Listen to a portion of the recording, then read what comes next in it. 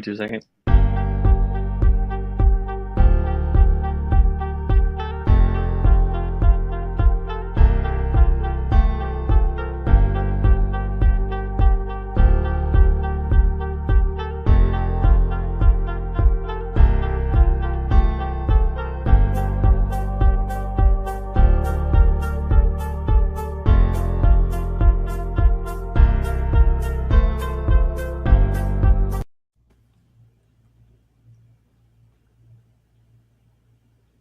Dang. Look at that, boys and Look at girls. this intro. Check out that intro. Is this the first time Dang. you've had this intro? Yeah, it's the That first is the time, first. baby. There he is. Oh my God. We had to bring it out for you, bro. I'm flattered. There it is, man. It's an honor. It's an honor to have you here, Beautiful, man. Wyatt. It's great to be here, guys. Dude, doesn't he have the best voice of any guest we've ever had? By far. Like, wait, all right, Wyatt, what's your favorite country word? My Before we favorite get country into word? Yeah. Oh, man. Favorite country word. Man, there's so many good ones. Oh, man. I always get comments on, so my dog's name is Charlie. Charlie. Charlie. And so I'd get worn out by it. They're like, "You're not British?" And I'm like, "What? Like, dude, it's just Charlie." And they're like, "Charlie." And I'm like, "Nah, man, that sounds pretty British." And that comes from way back in the day, when they settled like Georgia, Mississippi, all that stuff, like certain words still survive, like chitlins, all like gizzards. Like there's a little dialect in the South that still holds on to like that British twist, which is so funny to me. The Savannah, y'all from Georgia, right? Yeah. Start you off with a little history lesson. So y'all know how like the stereotypical Georgia accent, Savannah, very molasses. Well, if you take it up a notch, it sounds almost British, yeah. And you can see how that devolves into how we talk in the South now, man. So it's interesting. I love it. I love it. Dude, they always give me a hard time when I say the word toilet. Mullet? Toilet. There we go, man. Toilet. I say like toilet. Toilet. I heard that. Funny. But anyways, let's get into this thing. So Wyatt, you are been a COO. Tell us who you are, Wyatt. Yeah, just honestly introduce yourself because you're gonna do yourself more justice. Okay, let's see. So my background is in industrial systems engineering with a focus in mathematics.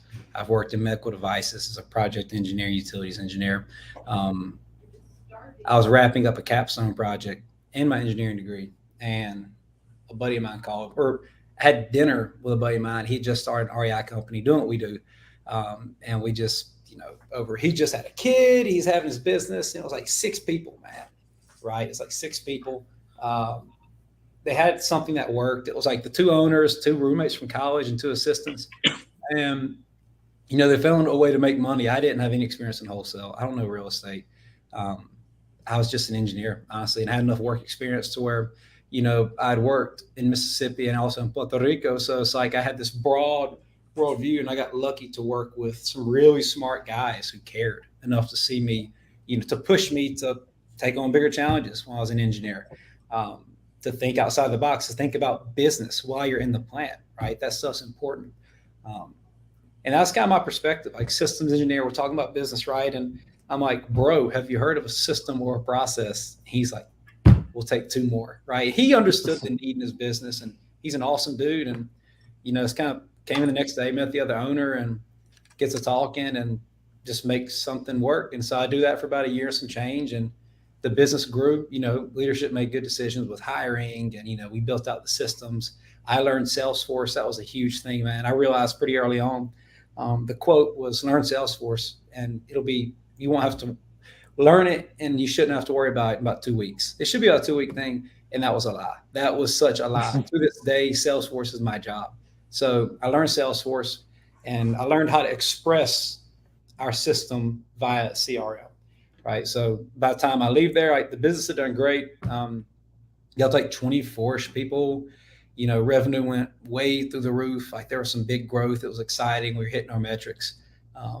And, for me personally, I was still in Jackson, Mississippi. I knew I needed to do something different to push myself to grow, right? So while I went down to Puerto Rico for like, like 6 months, 5 months I was down there, I experienced more growth than I had like the previous year in Mississippi working as an engineer. Still great growth and great experience, but I knew I had to get outside my comfort zone. So, I was going to take an engineering job actually in upstate New York or in Tennessee. And, I kind of made known to, I was just catching up with some people in my community, and one of them stepped up, said, if you're taking offers, I'm making offers kind of thing. And that wound me up out here. So currently I'm COO for Main Dev Experts, and, we can get into that later, but that's kind of how I got to be on this call to this day. All right, we got a guest too, though. Say hi. Uh-oh, what's going on? Hi. Great What's to see you. up? What's up? Good. Nothing much.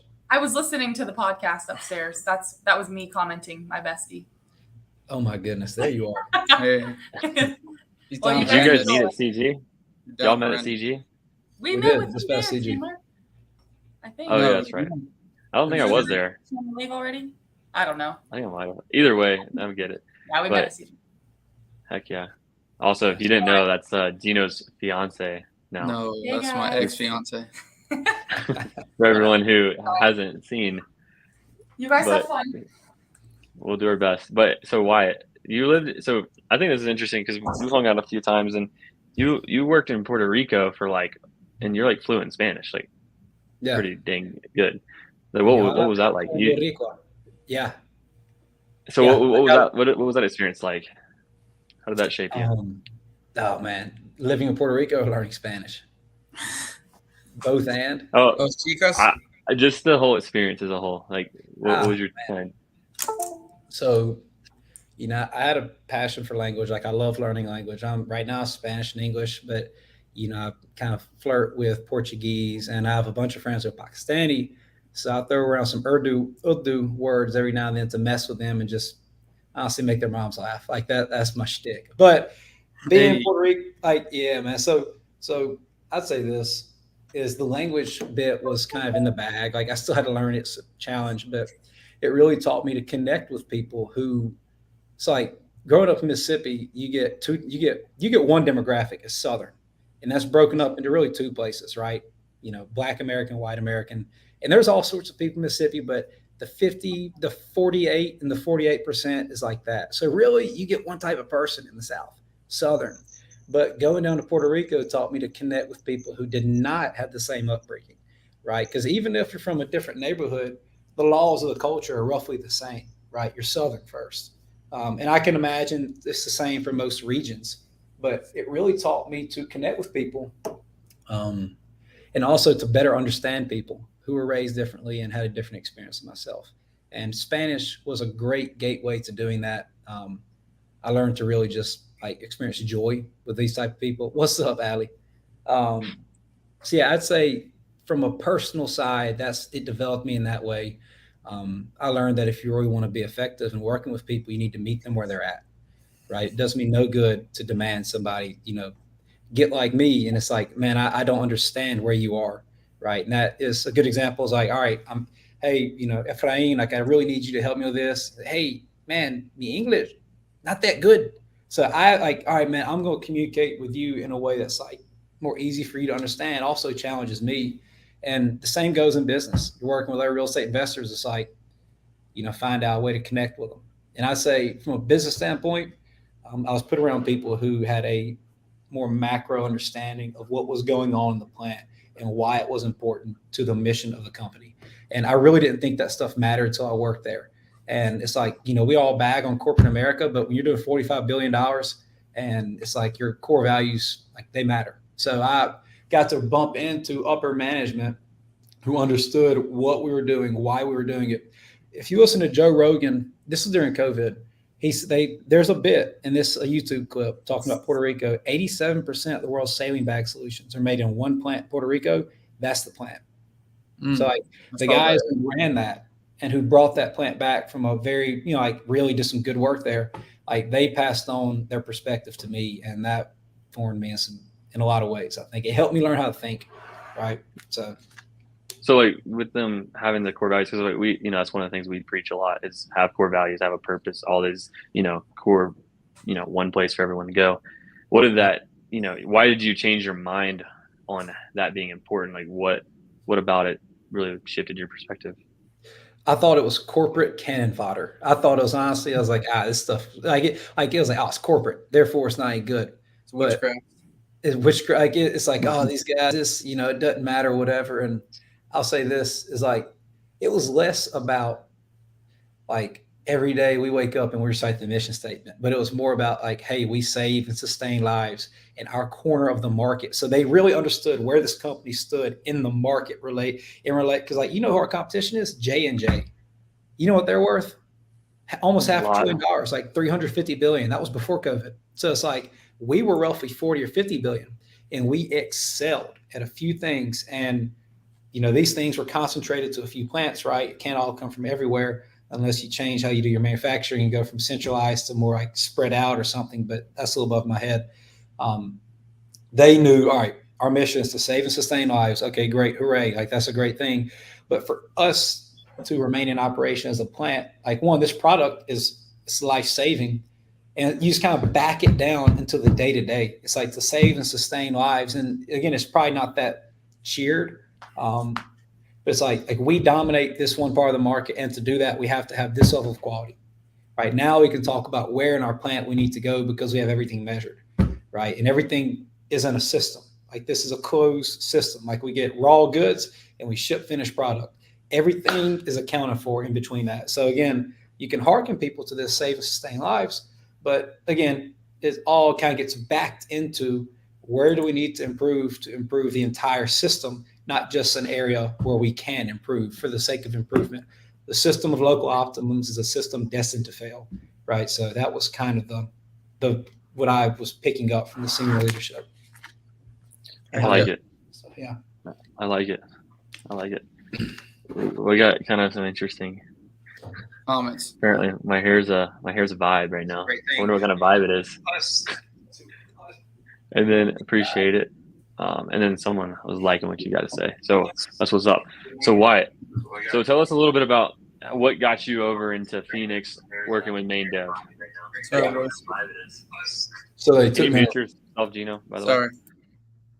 Yeah, so they took me up here to recruit me, and I saw an elk, and I said, "This is where I need to be." Nah, man. You went elk hunting? Get you a kill? We just went. No, dude, it was like March. We were just driving around in the snowpack and all that stuff, and that was part of the recruiting shtick. I saw one elk, and closed the deal. I just closed the deal, and it's like, man, I still gotta decide, but the country in me has made its decision. This Eric Brewer is lighting up on you, Wyatt, and that was also Eric. Chandler had a whole vibe and his hair. Dude, yeah, he needs to go to. He looks at Ellen. I love seeing Eric's stories every day. He's I like crushing his it on the workouts. I love crushing his workouts. That's the Dilfa CG. He is. He's the true. He's the king. The true king. All right, Wyatt. So sorry. What's? No, you're good. I thought it was funny. Thanks. It's worth it. Talking to you. I know you were. Wyatt. You got a question for Wyatt? Yeah, I got a question for Wyatt. Shoot. So, what else did you do in college, Wyatt, other than get those grades going? What else did you do? So I graduated high school and I was recruited to go play sports at JUCOs, do baseball, football. My dad played professional baseball like in the bigs for 11 years, so no pressure. Damn. Seriously, yeah. I had my dad, my uncle played for the Dolphins with Dan Marino. Another uncle played for Paul Bear Bryant. Two of my cousins from the Dolphins, uncle, one's a Marine. He walked on at USM to play football. He's in the Army, did football, and now he's went to be a cop. Now he's back in the Army. He's doing everything. The other guys, he is, I believe, U.S. National Guard, like very high ACT guy, like super smart guy. Another cousin, about 6'5", left-handed, pitched at USM when they went to the College World Series, had a stint in the minors. His brother's probably 6'2"-ish. He's probably one of the fastest. We got the family tree going on over here. Yeah, for real. This is Ancestry.com all over again. No, and this is one side of the family. My mom was like college cheer. My grandmother was college basketball. She turned it down because she drove a bulldozer. So we're competitive. I'm in high school. I get recruited by these little schools, and I kind of tell them to kick rocks. I don't want to go play small ball. and I go to Mississippi State, be an engineer. And, I'm training up with actually the guy I worked for previously. He's my age. And, he looked at me one day. He's like, "You're not done playing, are you?" I'm like, "No, I'm not." So I show up at Mississippi State and I just kind of beat down the door until they give me a tryout, and I make the team, play for state for 3 years.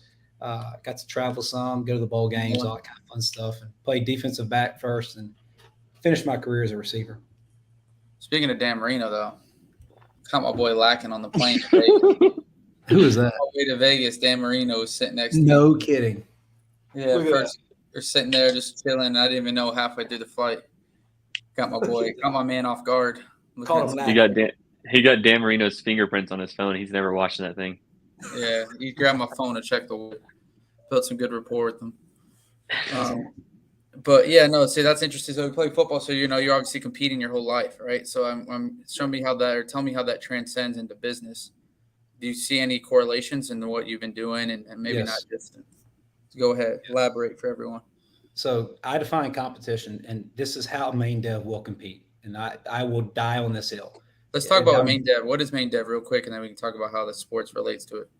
Yes. So main dev is we do software development, but really we take a CRM. You know what? Here's the spiel, right? We take a CRM, we learn your business, we provide clarity into what's currently going on in your business, right? And that may not be the most granular thing, but it's simple. I can open up a CRM. I can take one CSV and tell you how many deals that company closes a month, probably.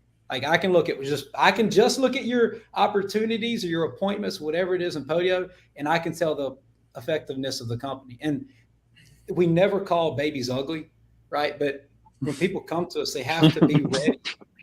They got to be ready to and this is where I have a lot of great clients is they come to me ready for change, most of them. So this hasn't been an issue, but we clarify, right? So clarity, understanding, empowerment, right? We provide clarity into what's currently going on in their business. And we don't even get that deep in the weed work, right? But we'll take a CSV and it's like, goodness gracious, there's no structure to this. This is a mess, right? So we learn their business, we essentially scope it out, and we, kind of build a plan. But what happens, we bring clarity into what they do, help them understand the best way to express their process in Salesforce, right? So it is an expression. Like Salesforce is a tool. Salesforce isn't the reason you didn't close 20 deals. Salesforce is the reason that Salesforce is, I love it because it falls into a core value of mine of objective truth. It is the final say. If it's not in Salesforce, it did not happen. So Salesforce provides us the vehicle of, shout out to Benmont and Eric, right?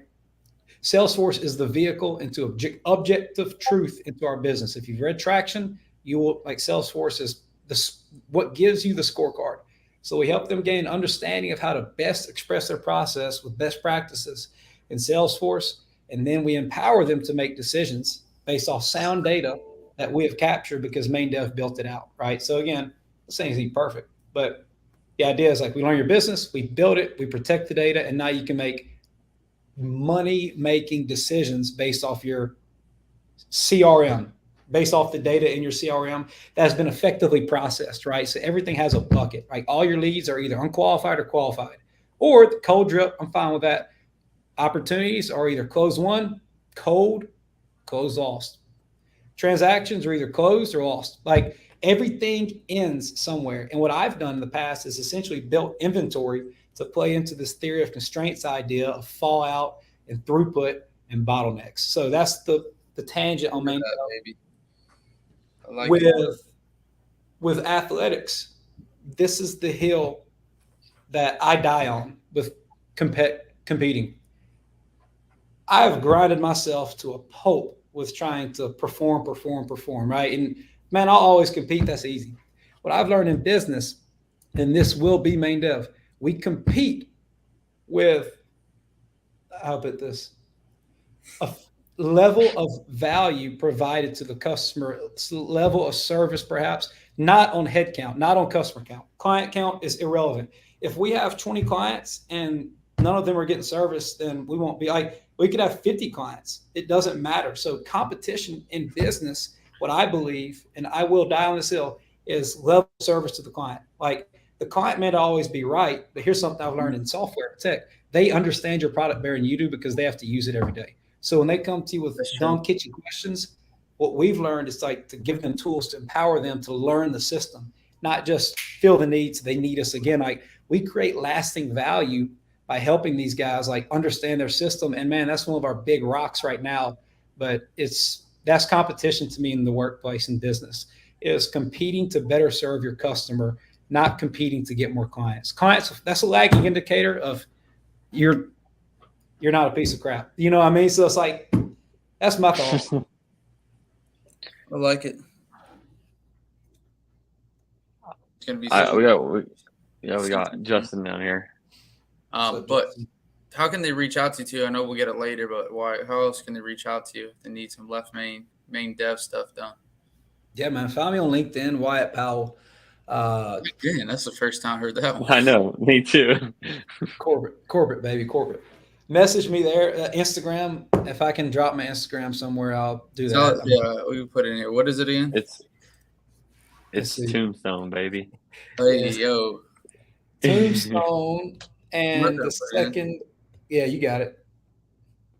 You just spelled Tombstone? Wait. No, it's like there's a 0 in the second I got it, and 2 I got it. underscores at the end. There you go. The legend. Yeah, That's what's that up. was my nickname in Puerto Rico, was Tombstone. Tombstone. Why'd you guys fight? Yeah, so I trained jiu-jitsu, and I was down there this is the first time I visited, so there for a week, and trained jiu-jitsu, and I threw a dude through the wall and put a big hole in the wall, like kind of on accident. He tried to take my back, and I kind of front rolled over, and he flew off the mat, and boom, big hole in this like 1/4 inch thick drywall. It Tombstone. He killing people. That kind of thing. Super funny people down there, man. But Wyatt, because of Wyatt Earp. So the name Wyatt is not very romantic language friendly. Like Wyatt doesn't come out in Spanish. Wait. I had all kind of nicknames down there, man. Tombstone was one of them. Toomey, baby. I love like a Tombstone too. Hey, man. All right, so let's keep. So tell us some things you've done. Like, what is some things if I was to join or I was to have main dev help me out? What could you guys do? Yeah. So first, it's kind of like it's kind of like it almost gets structured like it's like we learn the business, right? So we have to just sit there and talk business for an hour. Like I don't like to talk tools. My other product owner he's actually the same way. The tool is irrelevant. Like whatever your close.com Monday or whatever Sunday, Tuesday, Wednesday, Thursday, whatever day of the week.com you're in, it's like, it's good for us to know that, but really I need to know, how do you work as a company? Like, what does success look like? So here's what I learned in Puerto Rico as well. What's the first step in solving a problem? Finding it? Is identifying? Is problem awareness, right? To know there is a problem. And that implies that to improve a system, like it's great to understand how it operates, but what's more important than that is understanding how it's supposed to operate. So we really spend our time understanding how this group operates. And if they're doing kind of quirky things for their appointments, like maybe we can step in off the bat and give them some insight, but we'll sit down, we'll have at least an hour call and just talk business, me or my other product owner. And we try to learn your system, learn your process. From there, we scope out, like on the call, we're kind of scoping it in our notes. We scope out what it will take to develop your CRM. And like, we'll talk for an hour. And I just brought on a group. I did the call. My product owner watched the call. My tech manager watched the call. I think Steph even watched some of it. Like, we really put our minds together to how do we best accommodate this group, and also like how do we push them to be better than what they did in Podio. So that's the beginning. And from there, we scope out your project and we start rolling it out. There's 3 phases. There's development, adoption, and support. So we develop your project. At some point, we help you adopt. And this is something new. Like, we have the tools being built, but with user adoption, that's a huge one. Like, we can build it, but if they can't drive it, then it's like, it's like a car without a steering wheel. It's like car without steering. Well, it's like a car, but like in F1, they get the steering wheel, they stick it in. And you have to teach them, like, hey, you got to bring your steering wheel with you. You got to put it in. You got to flip the switch. It's like, seriously, like, user adoption is huge. So we help people make that adoption. And again, that's more of an initiative. Like, in the past, we haven't done that as much. I'll just get on a call and answer a ton of questions and it works, but it's not scalable. And we can do better by our clients than what we have in the past with adoption. So that's kind of how we roll, right? So throughout this process, like we're going to start easing people into the CRM and getting them to adopt it. In other words, every one of your users is going to have homework. I can't wait for that day. Then we take you live. After that, we transition to more of a support-based model. So bi-weekly calls for the first 2 weeks easily. And I tell people to batch your problems and let's knock them out, because we can knock them out in rapid succession, but it does us a whole lot more good to meet for 30 to 45 minutes twice than it does for them to send me problems as they come up, right? So we batch things more as much as possible. Mm-hmm. And we're also changing the way we take in these requests. So in the past, it's been email, and we got to get out email. So now we're building out kind of this support system to where guys can send us, if it's urgent, I'm going to give them like 3 criteria, like dialer, conversion, and automation. Like if any of these 3 things break, you essentially have direct access to my tech manager, my tech team, and myself even. Like we will see this first, but that's going to be something that we really have to coach. So anyways, that's kind of that's how it goes. That's what we're building. In the past, it's been much more informal. It's been, once weekly calls. We'll take home 2 to 3 things. We'll work on them. We'll re-meet, that kind of thing. But, that's where we are, and that's where we're going. Mm-hmm. I like it. What's from these consultations, like what are some of the basic things you see that kind of you can do to do better than they did in Podio? Yeah. So I'd say setting up their field level, a lot of things actually. What's like the most simple one that's gonna like instantly get you results? Todo. All of it? Everything. Yes. Nice. You caught that. No, for real. I did take 2 years of Spanish, man. Like, como estás, my man? Como tu estás, baby. Dude, I'm a legend. So I'd say Gino's pretty good though. Gino's dude, you got that name, brother. Gino Palombo. Here we go.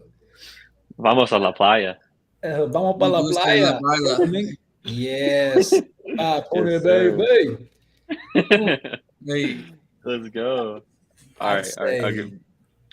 I'd say one thing about that I see in Podio often. Mm-hmm. I mean, seriously, it's everything. Podio is archaic, and this isn't a drag Podio session, but I'm sure it serves its purpose. But it is archaic. It's essentially all this stuff is a bunch of smart spreadsheets.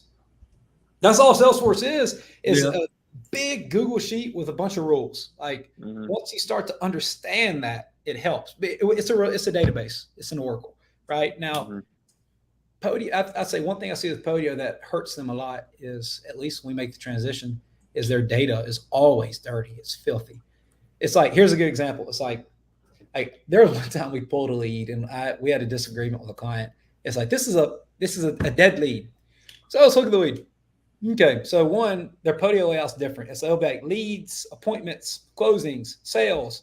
Everyone has Podio allows you to do too much stuff on your own. That Salesforce forces you into the basics. Left main forces you into lead opportunity transaction. Thank you, Stephanie Betters. That is a big, big, big deal. Those 3 things are kind of the foundation of real estate wholesale. So from just a product standpoint, that's something Left Main does great. There's another question from Justin. So it's helping people with integration, specifically only for CRM issues? Salesforce, yes. Yeah, so anyone looking to move to Salesforce, and almost all our clients are real estate investors and therefore own Left Main. And man, Left Main's a great cost saving. It's and I don't work for Left Main. Main Dev and Left Main are 2 separate companies, totally separate. But we work closely with Left Main, and love Left Main. So we help people make the transition. The data is usually crap. It's like, here's an example. I'll pull the lead. I'm like, all right, so it's whatever. It's supposed to be unqualified. Well, lead status says unqualified, but appointment status says appointment attended. Offer status says offer made. The last offer made is blank. Phone number is wife's a B word. It's like something crazy. Like the zip code has a letter in it. It's like, dude, it's like, what is it? Like, you tell me, I don't know what this is. So seriously, there's an issue with data and Podio, and maybe there's rules people could be using, but I think that's a big one because we got to get to the first principles, right? Like the first principle, like what do we agree upon with solving problems? And these REI companies, they say, all right, we have these problems. How do we solve them? And oftentimes it's like, well, the data may not be right. So that prevents people from making decisions because you don't want to make inaccurate decisions. And so much of this is based on the brick of your CRM, and each individual lead you have is a brick that builds your house, right? And Darren's great about, teaching data. And I think he's right in that regard, is like, if the data is not accurate, then everything else is just downstream. It's like having a plant on a river and the plant leaks toxic waste and people downstream are trying to drink. Now they have to boil it, sift it, strain it. In other words, now you have to, edit the lead. You have to reassign the lead. You have to set your own follow-up. Like now you have 10 problems because we didn't do our homework on the front end and do the hard work and work with someone like us. And I'd agree to that, because every time I teach someone Salesforce, and like really for me to understand it, is like you had to understand the data hierarchy and like how it just kind of like sat there together. Like how does this thing work together? Kind of like a org chart almost, but just data hierarchies through the objects and stuff. So if you can wrap your head around that, then like that's when you can start to get a lot more traction too. Exactly. But yeah. So what was your favorite dashboard in Salesforce, Wyatt? Inventory/WIP. I built it for my former company actually. And that is by far my favorite dashboard, and it's never used. No one ever wants it. That is one thing I need to talk to you about. That. What is WIP? Work in progress. Work in progress. So, is it like for flipping? No, this is for everything. I am under the conviction that this is no more than an assembly line. Like I am an engineer, and I will engineer this crap, right? So the idea is like, if you have a lead, dude, it's a matter of time before that lead has to be cold or unqualified if it's not converted. Every time it has to be. There is no exception. Like if there's a cold follow-up, cool. Like what I did in this one work is I built out, within leads, each object has inventory. If it's not qualified, it's work in process. Work in process is a form of inventory. It costs you money. Like when a salesman spends 30 minutes on the call and doesn't close the deal, if his time is worth $100 an hour, like we're fine with him taking shots, but just understand that the further downstream we have bad data, the more money it costs us. This is a huge concept. All 10 listeners, like if nothing else, the sooner you can unqualify or clean your data, the better. So the idea is it pushes in accurately and immediately. Start there. If there's a lead who told you to F off and you don't update the records, and then someone calls in the next day, you lost money, right? So I built a dashboard that had every lead that had not been contacted. So that's a fun one, right? Because if the lead costs you $43 and you have 15 uncontacted leads, that's elementary math. You did hard math right there. You did a hard multiplication in the head. I think 43 times 15. No. I don't mean like don't push the number. 20 something. And I don't know the answers to that math question. That's a hard one. I like to solve math problems in my head. Dude, this guy, that's crazy to me. Oh, yeah, I lied so bad. Oh, wait, did we say 43? Yeah, it's $645. Yeah. But yeah, Wyatt does do math in his head when he runs. Yeah, I do multiplication decimals. It's like, I don't know why, man. It's the weirdest thing I do. It's like I don't even know how to do that. 26.5 times 10 or times like 7.5. And want it for like, how do you even do that in your head? How do you do that? Just relax, bro. Yeah, that's a quote. We're gonna clip that one. How do you do that math in your head? Just relax, bro. I'm clipping that one. That's boom, content. That's it right there. So in this dashboard, I have all the leads that haven't been contacted, that are past due to become cold or unqualified. And really, it's just more so to initiate a conversation. The lead management team, again, I don't work with this group anymore, but it's like if I have 15 leads that are in cold and, 15 leads that should be in cold, but they're not. And I can do all this with reporting in Salesforce. It's like, boom, conversation. And you do this stuff day to day. And that's what pushes the ball downfield. Like that's what makes a difference. Like the scorecard, every single day of the scorecard, it's like how you get there. Opportunities. It was qualified leads without an offer. We qualify leads and won't make an offer. It's like, well, you know what, man? How about we just pack up and go camping because we're not working? So again, like you can have fun conversations. transactions without an end buyer assigned. Like, holy shit, that's scary. Like, we have something under contract and it's in the status of dispositions complete. And now you can do it, it's a validation rule. I know that. But anyways, I love that dashboard. Another good one that sales types like is the scoreboard, right? Everything's a measuring contest always. And you throw them up there on a bar graph. That's all. It just takes one bar graph to increase your sales. There you go. I like it. By the way, this right here is Morgan Klein. Morgan Klein. Oh, she's like 2 offices over. What's up, Morgan? Also, Justin said y'all need to hop on a call. So. Holla at me, man. You got my Instagram or something like that. Yeah, actually. Ooh. You spelled it wrong second time.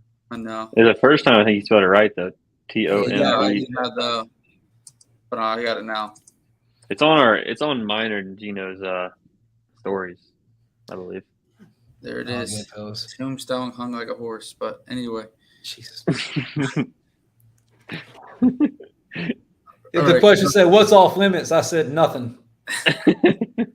Nothing's off limits. That's what you get. Dude, this is what happens when you have 23-year-olds run a podcast. Yeah. So, what's Dude, your Wyatt, goal? What's the goal? Go ahead. Go ahead. We know. How old are you, Wyatt? I'm 26 in about 11 days. Hey, yo, so 25. Happy birthday, baby. Thank you. The 16th, baby. Let's go. So what's the goal of main dev? What's your goal of main dev, like long term? Like, oh man. Oh, that's a great question. What would you like to see? What would I like to see from my What would Big Wyatt like to see? I'd like to see so from a client perspective, I want all of my clients to get the exact same level of care, if not more intensive, right? And I want a structured plan for honestly measuring who needs how much attention and being able to honestly effectively say, hey guys, for this, it requires this. And we can accurately say 1 weekend, this is what's going to look like, what's going to feel like. That's another one. I want my clients in 5 years, I want every client to have a dedicated point of contact that's an ops type. And I know that's not possible, but I want them all to understand the beauty of something like Salesforce, as big of a pain in the ass as it is. I want my clients to write me emails bragging about Austin and Sam because they're worth bragging on. I want Sam to have, I want these guys, I want our vision to be big enough to incorporate what they want, right? It's what do you actually, why are you working here, man? Let's actually talk about what's important to you. Selfishly, I want to find a way to take money made in main dev and send there's a few things we can do or I want to do, and I got to get this cleared with ownership, right? One day we're at this place is I want young men who need help to get help. I want to send them to counseling, right? For less than $5,000 a year, you can send an 18-year-old boy who has no idea what's going on in his life, just lost a parent or is having trouble. You can send him to counseling for an hour a day with a CSAT certified counselor for less than $5,000 a year for a high level guy. So my personal vision is I want to empower other men to live, I'd say, and look, I'm religious, I'm Christian, right? So I want them to live, walk in faith, but look, that's not really the goal. The goal might be more so to help and empower men.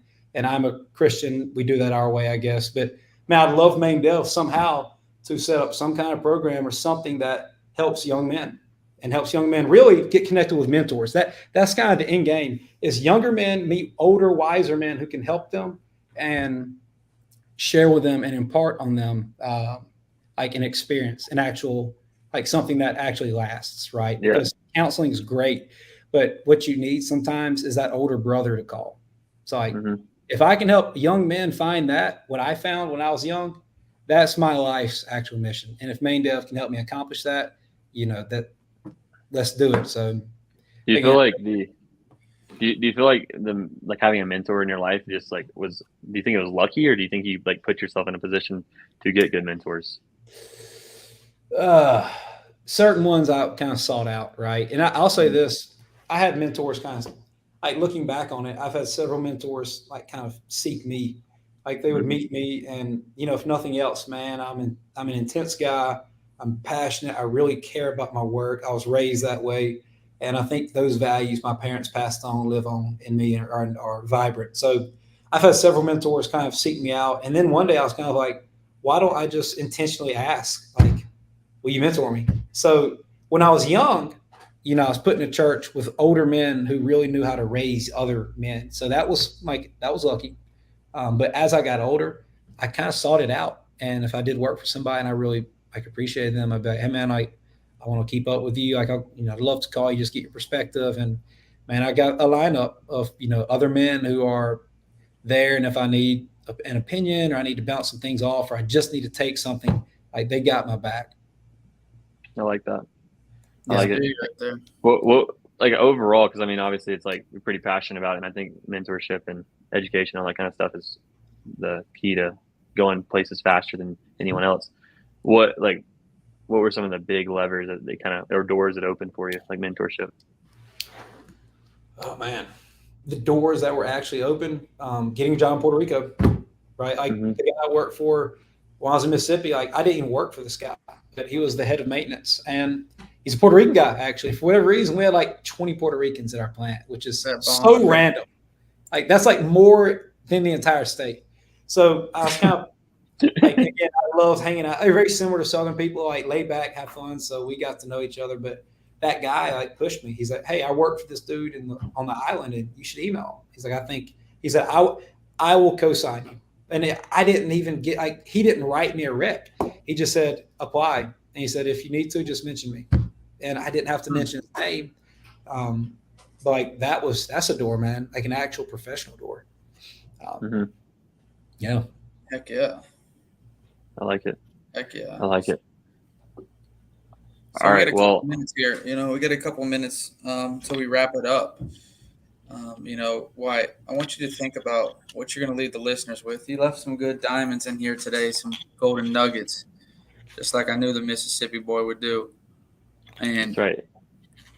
Just think about what you want to leave the listeners with. If you guys aren't ready, first follow Big Tombstoney, and then hit him up. Hit up Tombstone. Slide in those DMs. Slide in LinkedIn DMs only. Hit that connect. How many connects you got on LinkedIn, Wyatt? A few hundred. Now I'm on I have a content profile so they can follow me if I don't see their connection or something like that. So. Oh yeah, he's a content creator. Oh, he's a creator, man. I'm gonna start putting stuff on LinkedIn, man, about systems, bottlenecks. I didn't say bottleneck. I need to say bottleneck like 10 more times. Bottleneck, systems, and more bottlenecks. More bottlenecks. Thank you. I like that bottle. Before again, Wyatt, keep thinking over there. Use that top one. And if you're interested in joining the mastermind, me and Chandler have a mastermind, and we need to have Wyatt spoke. You got to get in there too. Are you going to speak in there too? Is Ryan get you speaking in it? We'll get you in one of the. I'm down. He mentioned it too. Mastermind students. But we have mastermind for people doing about 1 to 3 deals consistently a month, and it's not meant for really people just starting out. That's why we make the free content, have podcast listeners. But if you're interested, please reach out to Ryan, text him Level Up at the phone number down below. Or if you're listening to this on Spotify or Apple Music, 970-691-6659. Hit up Ryan. That's right. They'll listen. They can go backwards. You can hit that backwards on the 15 seconds. Go slow. Is this being recorded? Like the video and everything? Yeah, of course it's being recorded.